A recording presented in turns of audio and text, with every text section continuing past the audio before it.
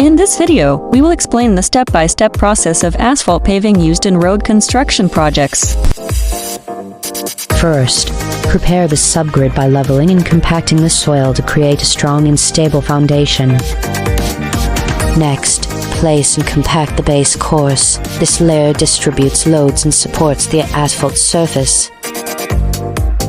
A tack coat is sprayed to ensure proper bonding between the base layer and the asphalt. Hot mix asphalt is delivered from the plant and loaded into the asphalt paver.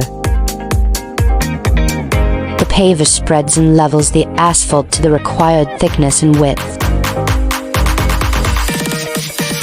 Immediately after laying, rollers compact the asphalt to achieve proper density and strength.